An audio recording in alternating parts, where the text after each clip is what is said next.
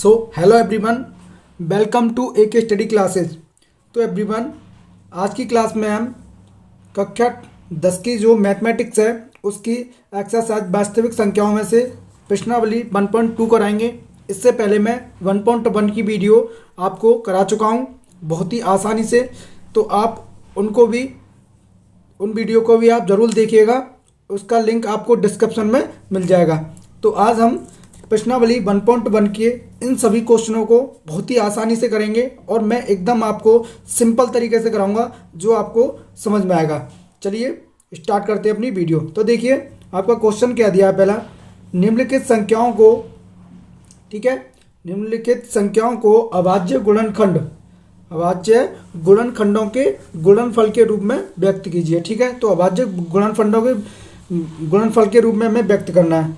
तो चलिए कराते हैं बहुत ही आसानी से। वीडियो को एंड तक जरूर देखिएगा, ठीक है, और आपको इससे बहुत ज़्यादा बेनिफिट मिलेगा और इसके बाहर आपको एक भी क्वेश्चन नहीं मिलेगा। ठीक है, तो बने रहिए और देखते रहिए। चलिए स्टार्ट करते हैं अपनी वीडियो। तो देखिए क्लास 10th मैथ प्रश्नावली 1.2 वास्तविक संख्याएं पार्ट 1, ठीक है, इसका पार्ट 1 है। तो देखिए आपका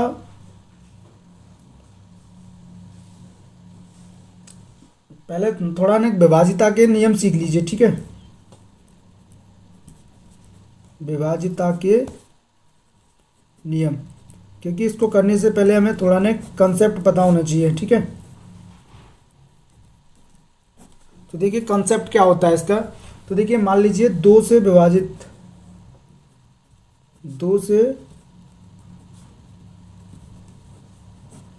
विभाजिता का नियम। तो देखिए दो से विभाजित कब होगी, जब हमारी इकाई के स्थान पर 0, 2, 4, 6 और 8। ठीक है, एग्जाम्पल देखिए 28, 23, 65 और 70। इसमें से हमारी बस जो 20 है वो विभाजित होगी, क्योंकि इसके इकाई अंक पे कितना है 0। 18 है, ये विभाजित हुए किसके इकाई अंक पे कितना है 8, और ये 70 हो जाएगी। लेकिन 23 और 65 हमारी 2 से विभाजित नहीं होगी। ठीक है, 2 से विभाजित नहीं होगी क्योंकि इनके इकाई अंक में 0, 2, 4, 6, 8 नहीं है। ठीक है, चलिए अब देखिए नेक्स्ट इसका बताते हैं 3 से विभाजिता का नियम। ठीक है, 3 से विभाजिता का नियम। तो देखिए 3 से विभाजिता का नियम क्या होता है। जब संख्याएं, यहाँ लिखना है, संख्याओं का योग यदि 3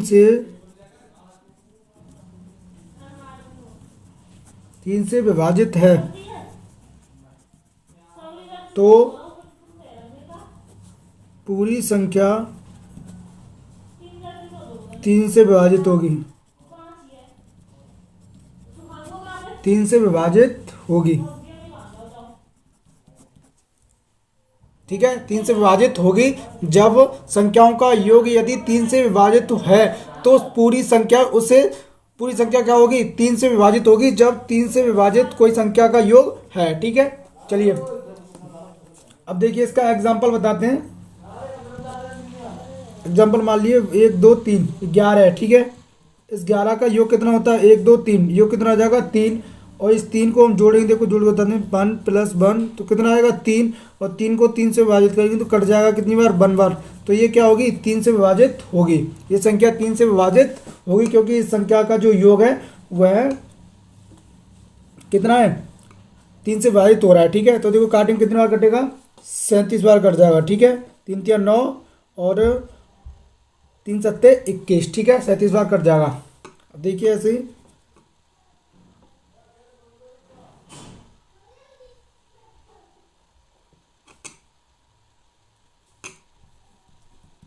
4 अंतिम 2 अंक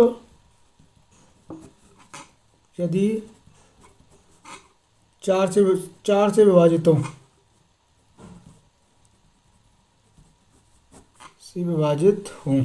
ठीक है, तो पूरी संख्या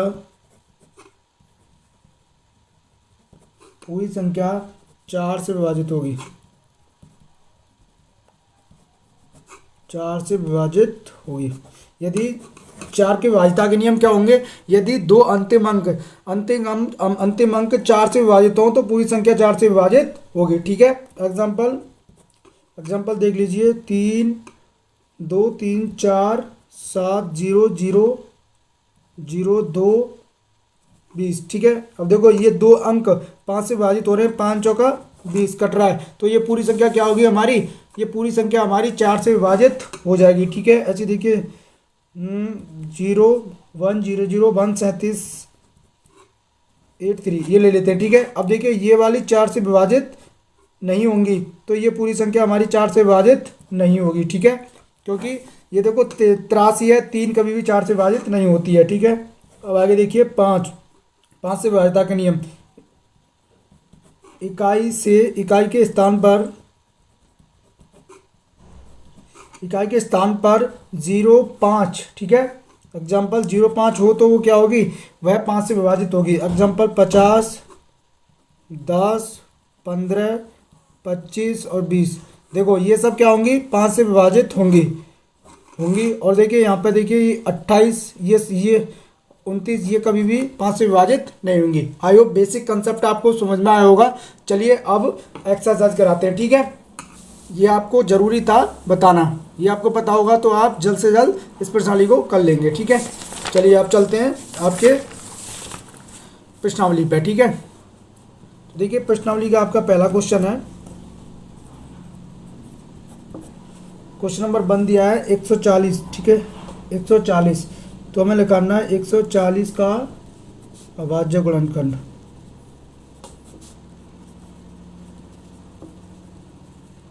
तो अभाज्य गुणनखंड क्या करेंगे? हम इसके गुणनखंड कर देंगे। ठीक है, 2 से देंगे तो कितनी बार जाएगा?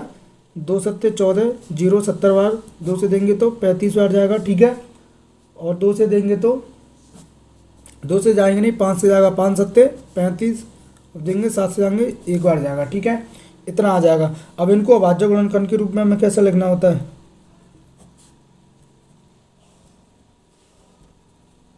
अभाज्य गुणनखंड के रूप में लिखना है हमें, तो 140 के 2 2 5 7। ठीक है, ये आपका क्या हो जाएगा? और इंटू 1 ये हो जाएगा आपका अभाज्य गुणनखंड के रूप में लिखना। ठीक है, कोई दिक्कत?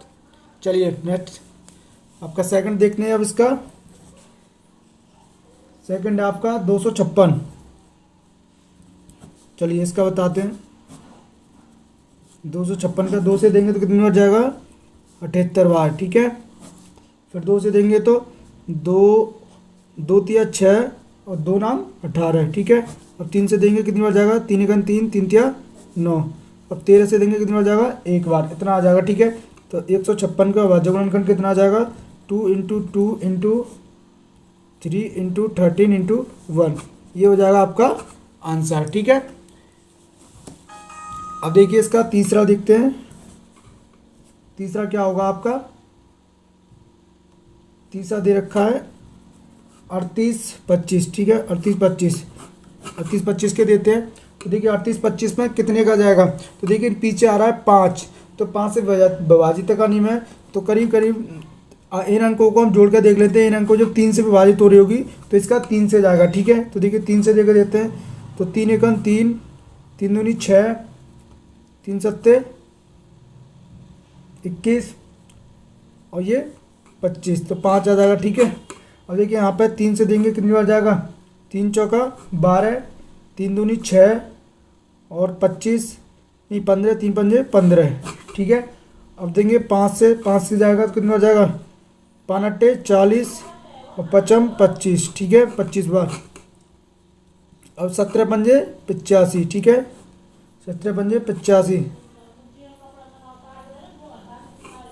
5 से दे लेते हैं पहले। ठीक है, कितनी बार जाएगा? 17 बार, और इसको देंगे तो 1 बार। ठीक है, तो कितना आ जाएगा इसका? 38 25 का गुणनखंड अभाज्य गुणनखंड आ जाएगा। 38 25 का अभाज्य गुणनखंड कितना आ जाएगा? 3 × 3 × 5 ×5 × 17 × 1, ये हो जाएगा आपका आंसर। ठीक है, ये आपका आंसर हो जाएगा, जो कि यहाँ पे जो लिखे होते हैं उनको लिख देते हैं, यही हमारा अभाज्य गुणनखंड के रूप में लिखना होता है। ठीक है, चलिए अगला क्वेश्चन देखते हैं आपका चौथा।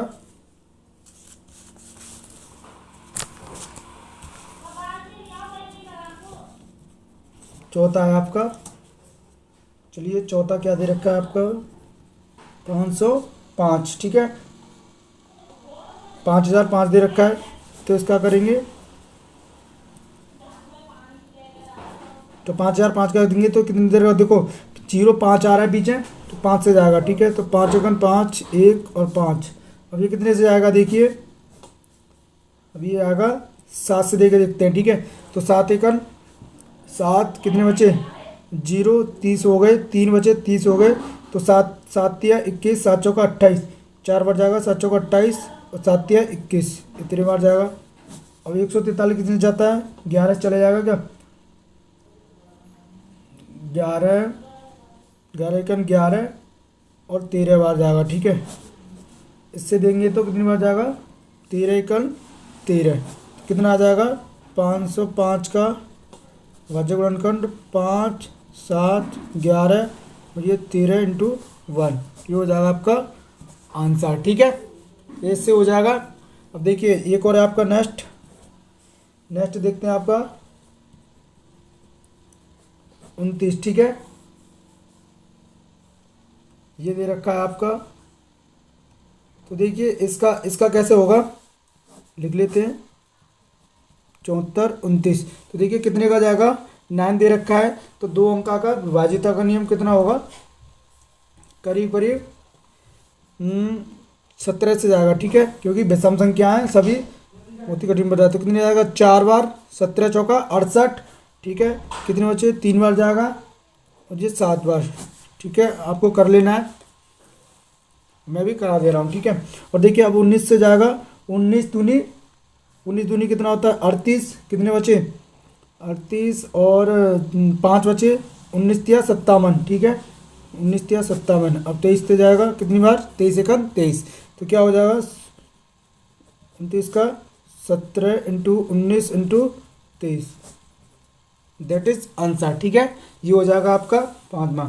चलिए अब आपके नेक्स्ट क्वेश्चन देखते हैं, आपके 5 हो चुके हैं। ठीक है, तो आपका नेक्स्ट क्वेश्चन दिया है, पूर्णांकों के निम्नलिखित युग्मों के एलसीएफ और एलसीएम ज्ञात कीजिए तथा इसकी जांच कीजिए कि दो संख्याओं का जो गुणनफल है वह एलसीएफ और इनटू एलसीएम है। ठीक है, देखो ये आपका फॉर्मूला है, ये आपका मोस्ट इम्पोर्टेंट फॉर्मूला है जो आपको एचसीएफ और एलसीएम की जांच करने के लिए होता है, और वैसे भी इससे हम कोई भी एक संख्या भी निकाल सकते हैं, आपका क्वेश्चन दे सकता है। ठीक है, चलिए क्वेश्चन नंबर 2,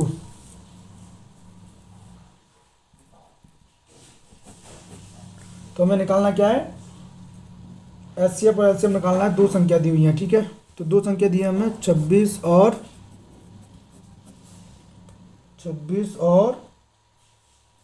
91। ठीक है, 26 और 91 दिए हैं, तो देखिए चाहो तो हम इसका ऐसे भी लिखा सकते हैं। ठीक है, तो देखो यहाँ से देंगे 13 दूनी 26 और 13 एकन 13, इसमें देंगे 13 सत्ते 91 और 7 एकन 7। ठीक है, यहाँ से अभाज्य गुणनखंड लिख लो, क्या आ जाएगा 26 के आ जाएंगे 13 × 2 × 1 और 91 के आ जाएंगे 13 × 7 × 1। तो देखिए यहाँ पे कॉमन क्या दिख रहा है, जो चीज़ वहाँ पे कॉमन होती है वही उसका क्या हो जाता है, एचसीएफ हो जाता है। एचसीएफ करने का ये तरीका होता है कि अगर दोनों में जो कॉमन दिख जाती है वही आपका एचसीएफ हो जाता है। तो आपका एचसीएफ क्या होगा यहाँ पे 13। ठीक है, 13 आपका एचसीएफ हो जाएगा, एचसीएफ आपका 13 हो जाएगा। ठीक है, और ये 1 भी कॉमन दिख रहा है तो इसको भी लिख सकते हो, तो इसका गुणा करेंगे तो 13 ही आएगा। ठीक है, 13 आपका एचसीएफ हो जाएगा। अब देखिए इसकी जांच करनी, एचसीएफ एलसीएम दोनों निकालने, देखो एलसीएम और निकालना है, तो एलसीएम के लिए क्या करेंगे, इसमें से जो कॉमन है उसको उठा देंगे, बाकी का सबका गुणा कर देंगे। 2 × 7 × 1 एक ले लेंगे, ठीक है। कॉमन वालों में से हम एक ले लेंगे, तो देखो कितना आएगा 13, 7 दूनी 14 × 1, इसका गुणा करेंगे तो क्या आएगा 14 तिया 42 की 2 हासुल 4 और 14 एकन 14, 14 और 4 18, तो 182। तो एलसीएम कितना आ जाएगा हमारा 182, एलसीएम आ जाएगा हमारा 182, एलसीएम आ जाएगा हमारा 182। अब देखिए जांच करने के लिए बोला है, तो देखिए जांच करके दिखा देते हैं। इसने एक फॉर्मूला दे दिया है जांच करने के लिए, ठीक है। जांच करने के लिए आपके लिए एक फॉर्मूला दिया है, तो उस फॉर्मूले को लगा लीजिए। तो देखिए हमारा जांच करने के लिए जो फॉर्मूला होता है वो क्या है, जांच के लिए होता है पहली संख्या, ठीक है, पहली संख्या इंटू दूसरी संख्या, ठीक है, equal to LCM into HCF. तो देखिए पहली संख्या हमारी कितनी दी है, पहली संख्या दी है हमारी 26, दूसरी संख्या दी है 91, और देखिए एलसीएम कितना आया हमारा 182, एचसीएफ कितना आया है 30। तो इन दोनों का मल्टीपल करिए कितना आएगा, देखिए मल्टीपल करेंगे तो 6 दूनी 12, ठीक है, और 2 नाम 18, तो इसका करीब करीब आप मल्टीपल कर लेना, इसका आ जाएगा 366 और इसका भी आएगा 2366, ठीक है। इन दोनों का जो जांच हो जाएगी, ये दोनों बराबर होंगी तो हमारे एलसीएम और एचसीएफ जो निकाले हैं वो सही हैं। अगर ये दोनों बराबर नहीं है तो हमारे एलसीएफ और एलसीएम गलत हैं, ठीक है। तो ये आपको याद रखना है, ये आपकी जांच करने का फॉर्मूला हो जाता है, ठीक है। चलिए नेक्स्ट कराते हैं क्वेश्चन नंबर 2 का सेकंड क्वेश्चन। सेकंड है आपका 510 और 510 और एक और दिया है आपका 510 और 92, ठीक है। देखिए इसको करते हैं 510 92, देखिए इसका देंगे, इसमें 5 का देंगे तो 5 एकन 5, 5 दूनी 10, फिर देंगे 2 का कितना आएगा 51, फिर 3 का देंगे 17 तिया 51, 17 का देंगे 17 एकन 17, ठीक है। 92 में 2 का देंगे, 2 चौके 8 और 2 छिंगे 12, फिर 2 का देंगे 23 बार जाएगा, फिर 23 का देंगे 1 बार जाएगा। तो उनके अभाज्य गुणनखंड लिख लेंगे, ठीक है, अभाज्य गुणनखंड। तो आपका अभाज्य गुणनखंड क्या हो जाएगा, तो देखिए आपका, ठीक है, तो देखिए इसका अभाज्य गुणनखंड क्या होगा, 510 के हो जाएंगे 5, 2, 3, 17 और 1, ठीक है, और 92 के हो जाएंगे 2, 2, 31, 23 और 1, ठीक है। अब देखिए कॉमन, देखिए इसमें कॉमन क्या दिख रहा है, तो आपको देखिए कॉमन दिख रहा है ये 2, ठीक है, 2 कॉमन दिख रहा है और 1 कॉमन दिख रहा है, ठीक है। तो देखिए इसका 2 और 1 कॉमन दिख रहा है, तो एचसीएफ क्या होगा, इसका एचसीएफ हो जाएगा 2 × 1 यानी कि 2, तो 2 आ जाएगा इसका क्या एचसीएफ, ठीक है, 2 इसका एचसीएफ आ जाएगा। और एलसीएम के लिए क्या करेंगे हम, एलसीएम के लिए 5, 2 × 2 × 3 × 17 × 32 × 1, ठीक है, इतना लिख देंगे। अब देखो इसका मल्टीपल करेंगे, ये तो हो गया इसका एचसीएफ का आंसर, ठीक है। अब देखो इसका मल्टीपल करेंगे तो आएगा एलसीएम निकल के। तो देखिए इसका मल्टीपल 5 दूनी 10, 10 दूनी 20 और 20 तिया 60, ठीक है, कितना आएगा 60 × 17 × 23, ठीक है। अब देखिए आपका, आप इसका गुणनखंड कर लीजिएगा, ठीक है, इसका वो कर लीजिएगा मल्टीपल। तो मैं इसका एक्यूरेट लिख दे रहा हूँ 23,460, ठीक है। तो इसका आ जाएगा एलसीएम। और यदि जांच करनी है तुम्हें, तो जांच के लिए वही वाला फॉर्मूला लगा देंगे, वाला, ठीक है। तो जांच के लिए पहली इंटू दूसरी एलसीएम इंटू एचसीएफ, ठीक है। अब देखिए यहाँ पे पहली क्या दी है 510 इंटू दूसरी 92 और एलसीएम दिया है आपका कितना, एलसीएम दिया है आपका, एचसीएफ दिया है 2 और एलसीएम दिया है 23,460। देखिए कितना आएगा, मैं इससे करके दिखा रहा हूँ, इसको वैसे लिख दूंगा 0 2 चिंगे 12 की 2 हाथुल 1। तो चलिए इसका एक्यूरेट आ जाएगा आपका 46,920, इसका भी आ जाएगा 46,920। ठीक है, तो ये हो जाएगा आपका जांच और ये आपका हो जाएगा आंसर। ठीक है, चलिए समझ में आया होगा। चलिए आपका अब आपका नेक्स्ट क्वेश्चन है क्वेश्चन नंबर 3।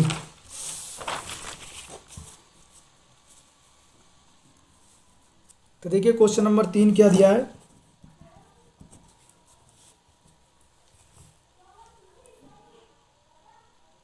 अब इसका एक क्वेश्चन और रह गया, एक क्वेश्चन को और करा देते हैं। देखिए तीसरा क्वेश्चन। ठीक है, तीसरा क्वेश्चन दिया है आपका 336 और 54, 336 और 54 ये और दिया है। ठीक है, और देखिए यहाँ पे अलग अलग ऐसे लिख लेंगे 336 54 देंगे। 3 का देंगे कितना, 3 का 3, 3 का 3, 3 दूनी 6, और कितना जाएगा 2 का जाएगा कितना आ जाएगा 56, फिर 2 का देंगे कितने आ जाएगा 28। ठीक है, फिर 2 का देंगे कितना आ जाएगा 14, फिर 2 का देंगे कितना आ जाएगा 17, फिर 7 का देंगे कितना आ जाएगा 1, और ऐसे इसमें देंगे तो कितना आया 27 दूनी 54, फिर 3 का देंगे 3 सत्ते 9 तिया 27, फिर 3 का देंगे कितनी जाएगा 3 बार, फिर 3 का देंगे 1 बार। ठीक है, तो इनके अभाज्य गुणनखंड लिख लेते हैं, भाज्य गुणनखंड। ठीक है, तो भाज्य गुणनखंड क्या हो जाएगा 336 का भाज्य गुणनखंड हो जाएगा 3 into 2 into 2 into 2 into 2 into 7 into 1, और 54 का हो जाएगा आपका 2 इंटू 3 इंटू 3 इंटू 3 इंटू 1। तो आप देखिए कॉमन, देखिए इसमें कॉमन क्या आ रहा है। ठीक है, 3 भी कॉमन है, 3 भी कॉमन है, 2 भी कॉमन है, 2 भी कॉमन है। ठीक है, 2 और 3 इसमें आपका कॉमन है, तो यहाँ पे क्या लिखेंगे एचसीएफ में क्या लिखेंगे 3 इंटू 2 यानी कि 3 दूनी 6, तो 6 हो जाएगा आपका एचसीएफ। ठीक है, 6 हो जाएगा आपका एचसीएफ, और एलसीएम निकालना है। तो एलसीएम के लिए क्या करेंगे 3 इंटू 2, ठीक है, जो कॉमन है उनको हटा दो, फिर 2 into 2 into 2 into 7 into 3 into 3। ठीक है, इतना आ जाएगा। इसका मल्टीपल करेंगे 3 8 8 दूनी 16, 16 तिया 16, 16 यहाँ पर आ जाएगा 7, और 9 तिया 27, 3 तिया 9, 9 तिया 27, इतना आ जाएगा। ठीक है, अब इनका मल्टीपल करेंगे तो कितना आ जाएगा, देखिए न्यूनतम घात देख लेते हैं, और यहाँ पे अधिकतम अधिक घात, तो अधिक घात कितनी है इतनी, तो देखिए इसका गुणा करेंगे तो कितना आ जाएगा 16 7 27। ठीक है, तो इसका मल्टीपल करेंगे तो 30 24 आ जाएगा। ठीक है, 30 24, अब देख लीजिएगा 30 24 आपका आंसर आ जाएगा। ठीक है, चलिए अगला क्वेश्चन देखते हैं। Question number 3। ठीक है,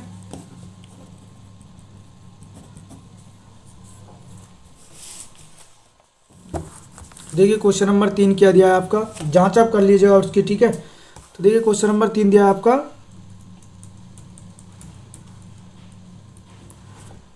क्वेश्चन नंबर 3 दिया है, पढ़ लीजिए। अभाज्य गुणनखंड विधि द्वारा निम्नलिखित पूर्णांकों के एचसीएफ और एलसीएम ज्ञात कीजिए। ठीक है, तो देखिए एलसीएफ और एलसीएम निकालने हमें, तो इसका एचसीएफ देखिए पहला क्वेश्चन दिया आपका 12 15 और 21, तो देखिए पहले का निकालते हैं। क्वेश्चन नंबर 3 का एचसीएफ और एलसीएम ज्ञात करने हमें। ठीक है, तो देखिए क्या हो जाएगा, इसका पहला दिया आपका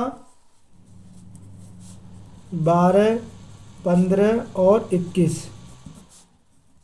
ठीक है, 12 15 और 21 दिया है, तो देखिए इन सबके अभाज्य गुणनखंड निकालते हैं। 12 15 और 21, देखिए 12 के अभाज्य गुणनखंड क्या हो जाएंगे 2 दूनी 4 और 4 तिया 12। ठीक है, 15 के क्या हो जाएंगे